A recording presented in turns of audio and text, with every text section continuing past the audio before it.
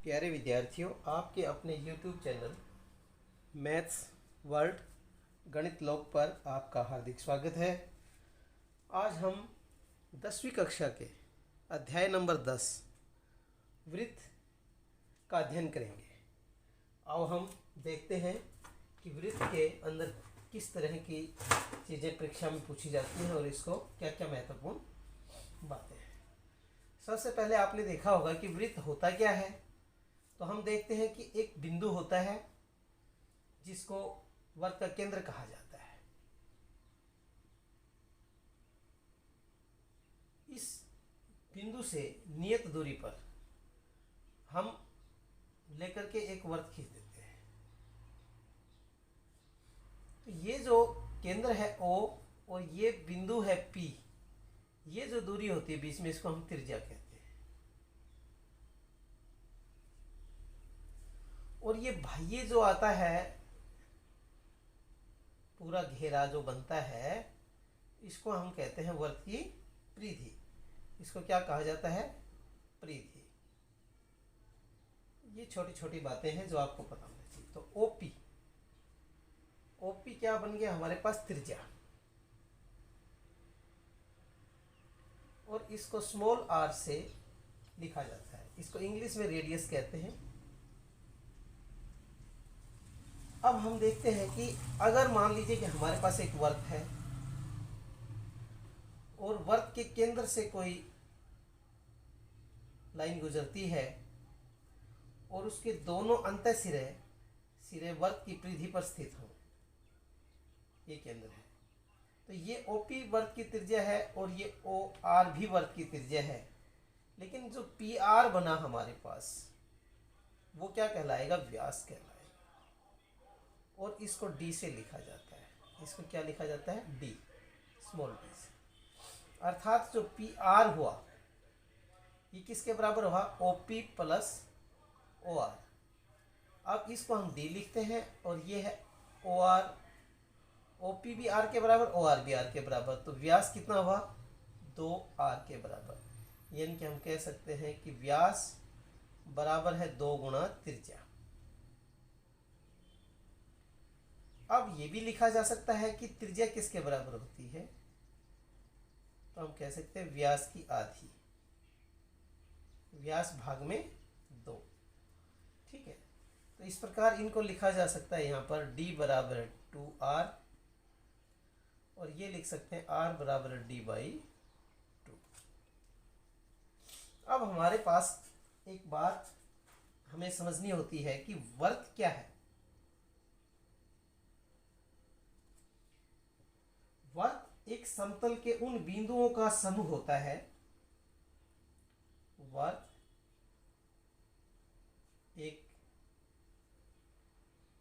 एक तल में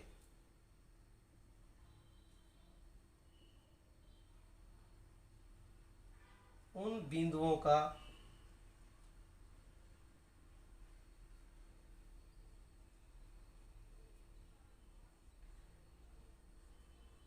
समूह होता है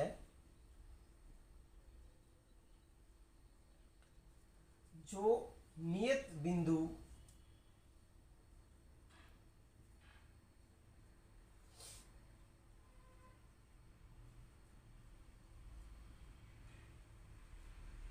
अर्थात केंद्र से अचर दूरी पर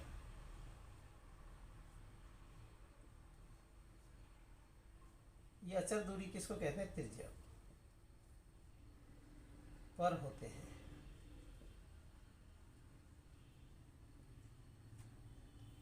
यहाँ पर कहा गया कि वृत्त एक तल के उन बिंदुओं का समूह होता है जो एक नियत बिंदु से अचर दूरी पर होते हैं। अर्थात ये कैसे होता है? ये ऐसे होता है कि ये हमारे पास एक वृत्त है, ये एक केंद्र है और इससे नियत दूरी पर हमने जितने भी बिंदु लिए ये सब बराबर दूरी पर ले लिए। मान लें यहाँ से हमने 3 सेंटीमीटर की दूरी पर, ये भी 3, ये भी 3। तो जब हम इनको मिलाएंगे तो इनसे जो कर्व बनेगा, इस तरह से 3 सेंटीमीटर की दूरी पर जितने भी हमने ये बिंदु लिए हैं, इन सब को मिलाने से जो कर्व बन जाएगा वो वृत्त कहलाता है। इसलिए हम कहते हैं एक तल में उन बिंदुओं का समूह होता है, वर्त एक तल में उन बिंदुओं का समूह होता है जो नियत बिंदु से अचर दूरी पर होते हैं। आगे हमारे पास आता है जीवा।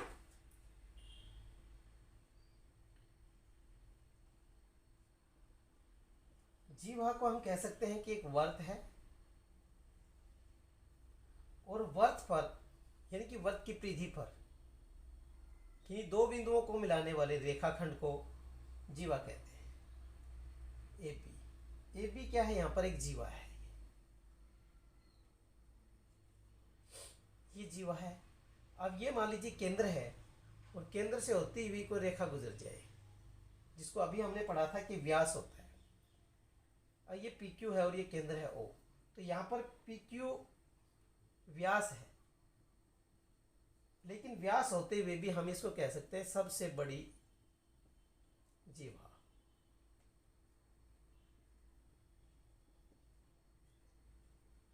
यानी कि वर्त के केंद्र से गुजरने वाली जीवा जो वर्त का व्यास कहलाती है, वो वर्त की सबसे बड़ी जीवा कहलाती है, जिस वर्त के अंदर से वो गुजर रही है। अब आता है हमारे पास एक और नया कंसेप्ट, वर्त की परिधि। वर्त की परिधि क्या होती है? अभी हमने पढ़ा था, वर्त के बारे में पढ़ा था हमने कि एक निश्चित बिंदु से अचर दूरी पर स्थित बिंदुओं के एक समूह से बने कर्व को वर्त कहते हैं। तो यहाँ पर ये जितने भी बिंदु हैं, इन सब से जिनसे वर्त बना, यहाँ से घूमकर हम शुरुआत करके वापस जब इसी बिंदु पर आ जाते हैं, तो ये जो दूरी तय की जाती है वर्त की परिधि कहलाती है। ये कर्व भाग में परिधि के नाम से जाना जाता है, और चौकोर अगर कोई चित्र है तो उसमें वर्त की पैरामीटर कहा जाता है उसको। ये होता है 2 पाई आर, यानी कि इसको सी से लिखा जाता है 2 पाई आर। अब आपके पास आता है कि पाई क्या है। पाई 22/7 होता है, और पाई का मान 3.14, और फिर लगातार ये चलता ही जाता है। तो पाई को ये प्रश्न पूछ लिया जाता है कि पाई एक अपरिमेय संख्या है, एक अपरिमेय संख्या, पाई एक अपरिमेय संख्या है। अब हमारे पास आता है इससे आगे चलकर स्पर्श रेखा। स्पर्श रेखा क्या होता है? तो स्पर्श रेखा का सीधा सा अर्थ है कि ये एक वर्त है, और अगर हमने एक स्पर्श रेखा खींची, यहाँ पर कहीं पर भी हम एक स्पर्श रेखा खींच देते हैं, ये खींच दिया हमने, ये पी बिंदु से होकर गुजर रही है, तो हम कह सकते हैं कि वह रेखा जो वर्त को केवल एक बिंदु पर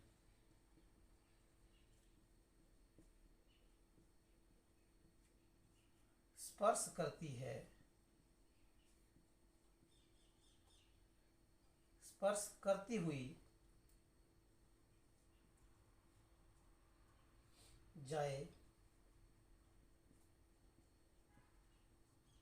वर्त की स्पर्श रेखा कहलाती है। तो ये हमारे पास स्पर्श रेखा का हो गया। छेदक रेखा।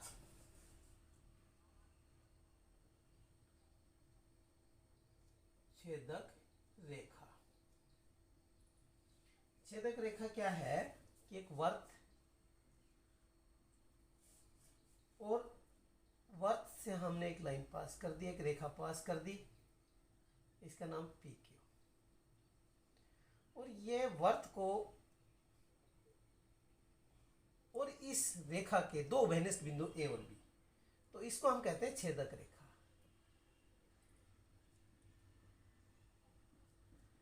यानी कि हम कह सकते हैं कि रेखा पी क्यू और वर्त में दो उभयनिष्ठ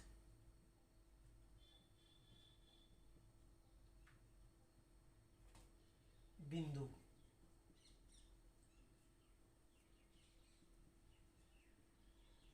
ए और बी है।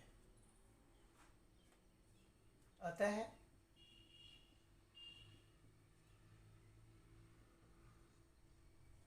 रेखा पी क्यू वर्त की छेदक रेखा कहलाती है। अब हमारे पास आगे आता है क्रियाकलाप नंबर 1।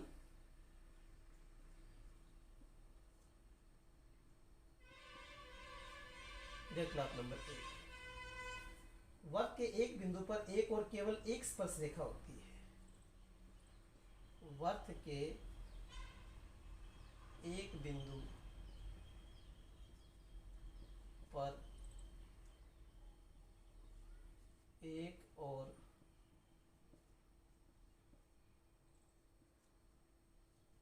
केवल एक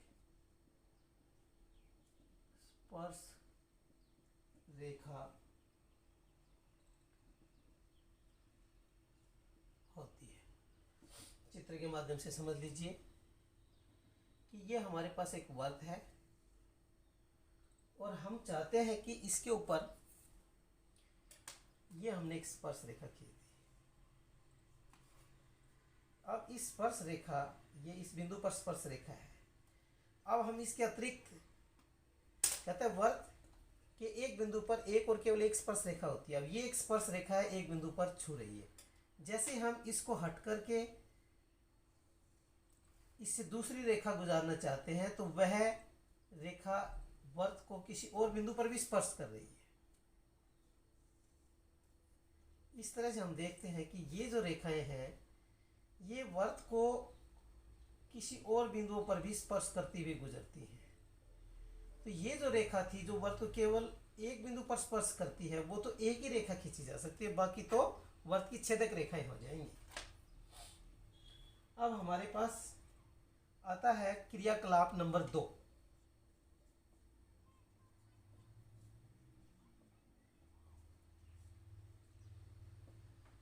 क्रियाकलाप नंबर 2 क्या है? एक छेदक रेखा के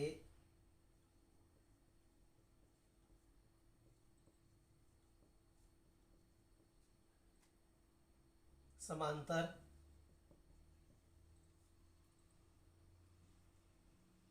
वर्त की दो से अधिक स्पर्श रेखाएं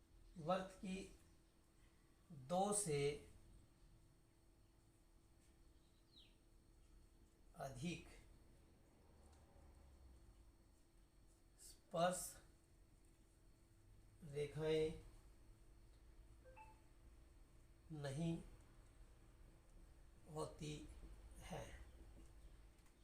एक छेदक रेखा के समांतर वर्त की दो से अधिक स्पर्श रेखाएं नहीं होती हैं, अर्थात एक छेदक रेखा के समांतर वर्त की अधिकतम दो स्पर्श रेखाएं हो सकती हैं।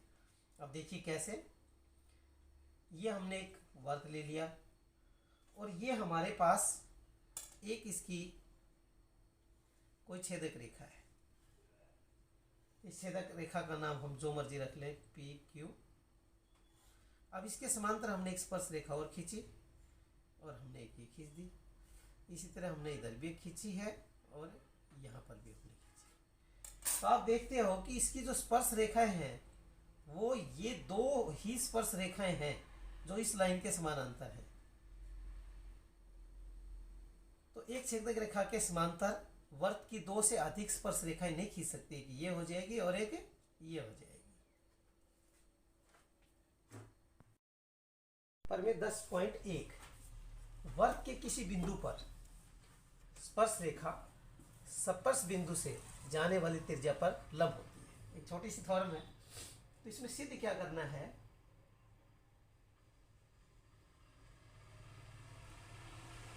सिद्ध करना है कि अगर हमने मान लीजिए कि ये ले लिया कि एक वर्त है,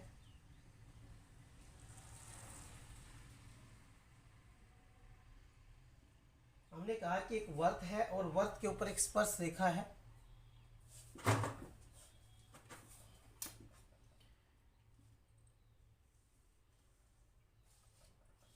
तो स्पर्श ये त्रिज्या है, इसका नाम हमने x और y दे दिया, और ये बिंदु हमारा P है, ये O है।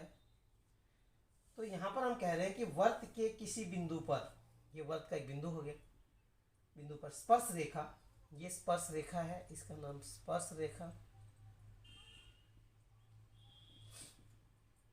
स्पर्श रेखा और स्पर्श बिंदु, ये जो बिंदु है इसका नाम है स्पर्श बिंदु। स्पर्श बिंदु से जाने वाली त्रिज्या पर लंब होती है। ये त्रिज्या है हमारे पास और ये केंद्र है, और ये हमारे पास त्रिज्या है इसकी। तो हमने ये बताना है कि ये लंब होता है, ये 90 डिग्री है, ये हम सिद्ध करना चाहते हैं। तो देखिए प्रमाण, तो ये हमने सिद्ध ये करना है कि OP लंब है XY पर।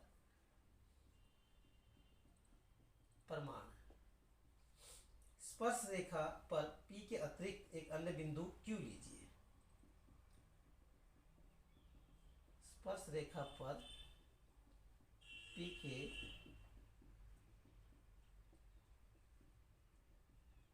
अतिरिक्त एक अन्य बिंदु Q लीजिए।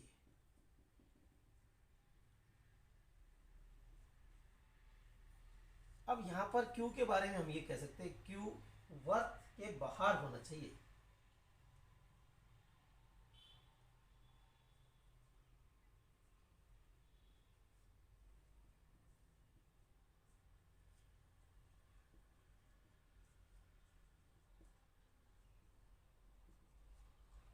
अब क्या है, इसका मतलब ये हुआ कि OP जो है वो त्रिज्या है और ये OQ बाहर है हमारे पास, यानी कि हमने कहीं दूसरी जगह इसको बाहर लिया है।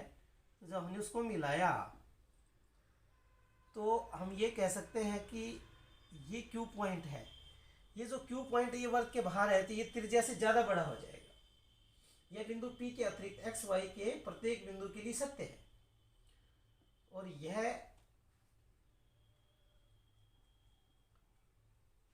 बिंदु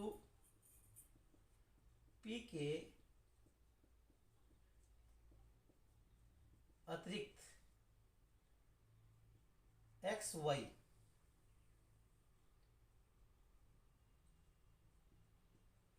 स्पर्श रेखा के प्रत्येक बिंदु के लिए सत्य है।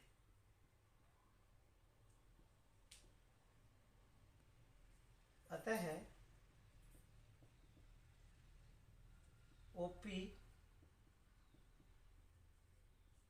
बिंदु O से स्पर्श रेखा XY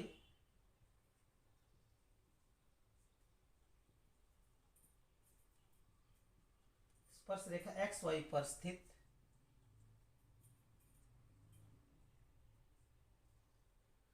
बिंदुओं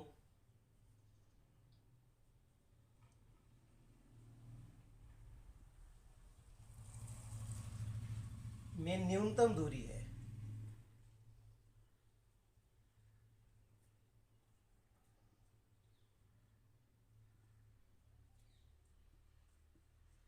यानी कि OP बिंदु O से स्पर्श रेखा एक्स वाई पर स्थित बिंदुओं में न्यूनतम दूरी है, इस पे हम पी के अतिरिक्त कोई भी बिंदु ले लें तो उसकी दूरी ओपी से कहीं ज्यादा ही रहेगी, इसलिए ओपी दूरी सबसे न्यूनतम है, सबसे कम है। अतः ओपी लंब है एक्स वाई पर।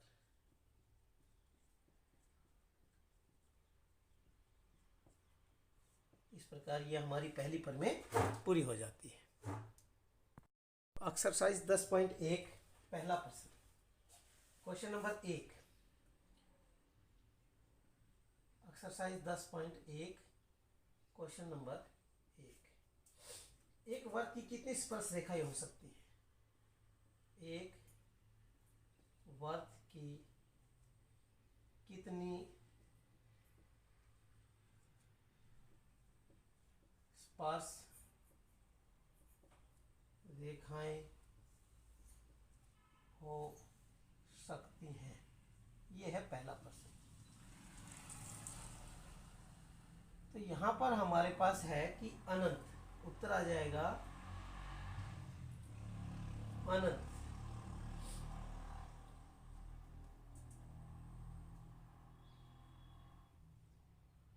अनंत स्पर्श रेखाएं, अनंत या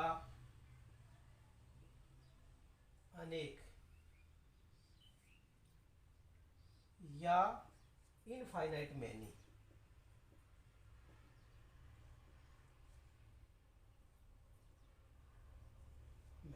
अब ये कैसे हो सकता है? ये हमने एक वर्ग ले लिया, तो अब हम देख रहे हैं कि इसके ऊपर कितने भी स्पर्श रेखाएं खींची जा सकती है। किसी ने एक स्पर्श रेखा ये खींची, हो सकता है दूसरे ने स्पर्श रेखा आगे जाकर ये खींच दी, हो सकता है किसी ने यहाँ पर खींच दी, हो सकता है कोई इधर खींच रहा है। तो इसका मतलब ये हुआ कि वर्ग अनंत बिंदुओं से मिलकर बना होता है और हर बिंदु पर एक वर्ग की स्पर्श रेखा खींची जा सकती है। प्रश्न नंबर 2। प्रश्न नंबर 2 का पहला, किसी वर्ग की स्पर्श रेखा उसे बिंदुओं पर प्रतिच्छेद करती है। किसी वर्ग की स्पर्श रेखा उसे एक बिंदु पर, इसमें पहले में खाली स्थान में एक भरा जाएगा, नंबर दूसरा खाली स्थान। क्योंकि ऐसा होता है, इसके लिए आप इसका ऐसा कर सकते हैं कि ये वर्ग है और कोई स्पर्श रेखा हम खींचना चाहते हैं तो वो केवल एक बिंदु पर ही उसको स्पर्श करती है, इसलिए किसी वर्ग की स्पर्श रेखा उसे केवल एक बिंदु पर प्रतिच्छेद करती है। दूसरा, वर्ग की दो बिंदुओं पर प्रतिच्छेद करने वाली रेखाओं को खाली स्थान कहते हैं। छेदक रेखा, छेदक रेखा। अब ये कैसे होती है? कोई वर्ग है, अब उस वर्ग को दो बिंदुओं पर प्रतिच्छेद करती हुई जो रेखा चली जाएगी उसको हम कहते हैं छेदक रेखा। तीसरा पार्ट, एक वर्ग की खाली स्थान समांतर रेखाएं हो सकती है। एक वर्ग पर, अब ये एक वर्ग है, अब हम देखते हैं कि यहां पर हमने एक स्पर्श रेखा खींची है, तो इस रेखा के समांतर अगर हम कोई रेखा खींचना चाहेंगे तो इसके सामने सम्मुख साइड पर किसी एक बिंदु पर ही इसके समानांतर एक रेखा खींची जा सकती है। इस प्रकार एक वर्ग पर दो समांतर स्पर्श रेखाएं खींची जा सकती हैं। चौथा, वर्ग तथा उसकी स्पर्श रेखा के उभयनिष्ठ बिंदु को खाली स्थान कहते हैं। स्पर्श बिंदु, स्पर्श बिंदु ये कहता है कि वर्ग तथा उसकी स्पर्श रेखा के, अब हम कोई वर्ग खींच दें और उसकी स्पर्श रेखा खींच दें, तो जहां पर वो स्पर्श करता है वर्ग तथा उसकी स्पर्श रेखा के उभयनिष्ठ बिंदु को, इस बिंदु को क्या कहते हैं? स्पर्श बिंदु।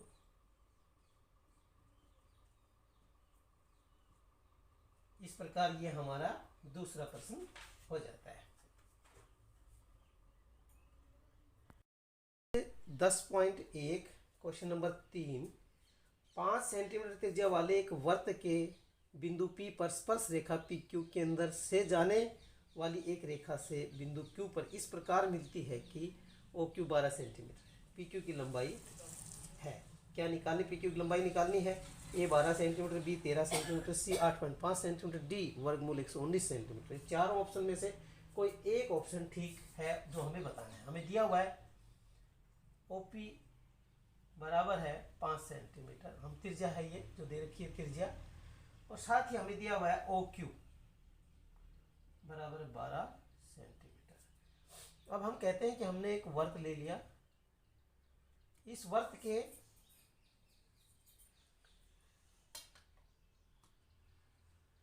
ये 5 सेंटीमीटर त्रिज्या का एक वर्त है, ये है 5 सेंटीमीटर, और ये हमने P ले लिया OP 5 सेंटीमीटर, और OQ हमारे पास है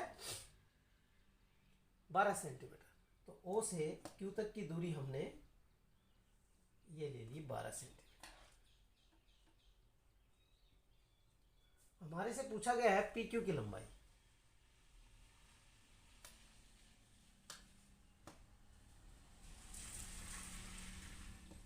ये क्वेश्चन का चित्र है। अब हम देखते हैं कि ये एंगल 90 डिग्री है, अभी हमने पढ़ा था। उसका कारण है कि OPQ बराबर है 90 डिग्री। कारण स्पर्श रेखा और त्रिज्या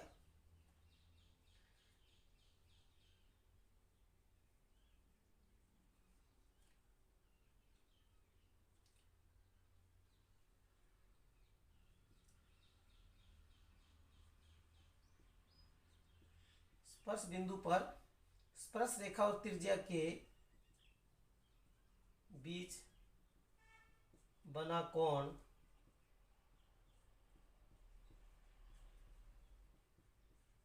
समकोण होता है, ये बात है। स्पर्श बिंदु पर स्पर्श रेखा, ये स्पर्श रेखा है, और त्रिज्या के बीच बना कोण समकोण होता है। अब हम कहते हैं पाइथागोरस प्रमेय से।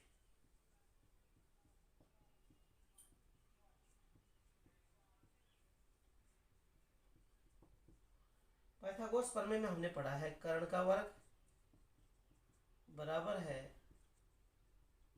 आधार का वर्ग जमा लंब का वर्ग। तो हमारे पास कर्ण है 90 के सामने वाला OQ, आधार हम इन दोनों में से कोई भी ले OP, और लंब हो गया PQ। तो OP हमारे पास ये 12 सेंटीमीटर है OQ, OP 5 सेंटीमीटर, और PQ हमें निकालना है। 12 का वर्ग 144, 5 का वर्ग 25 प्लस PQ का वर्ग। 144 घटा 25 बराबर है PQ का वर्ग। तो PQ इस प्रकार हमारे पास आ जाएगा वर्गमूल 119 सेंटीमीटर। अर्थात हमारा ऑप्शन नंबर 4 ये इसका उत्तर हो जाएगा। 4, एक वर्त खींचिए और दो एक दी गई रेखा के समांतर दो ऐसी रेखाएं खींचिए कि उनमें से एक स्पर्श रेखा हो तथा दूसरी छेदक रेखा हो। तो यहाँ पर यह हम एक वर्त का निर्माण करते हैं। अब हम कहते हैं कि हमने एक मान लीजिए कि रेखा खींच दी, यहाँ पर ये दी गई रेखा है, ये दी गई रेखा है।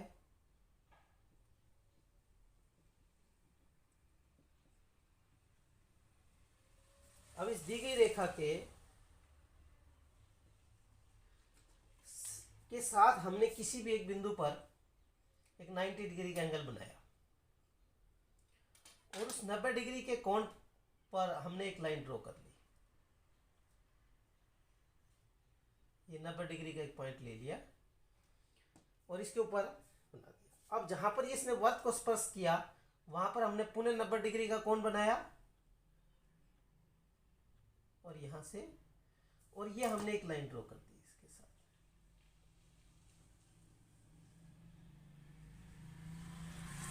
ये हमारे पास एक 90 डिग्री की लाइन इसकी स्पर्श रेखा हो गई, और एक छेदक रेखा, इसके ऊपर कोई भी एक बिंदु और ले लीजिए एम। इस एम बिंदु पर फिर पुनः 90 डिग्री का कोण बना लीजिए, और 90 डिग्री का कोण बना करके आप इसके ऊपर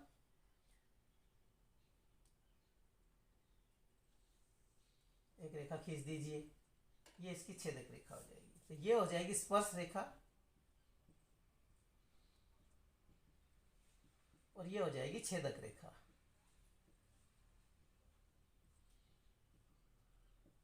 यदि आप चित्र को इस प्रकार बना लेते हैं तो भी ठीक है।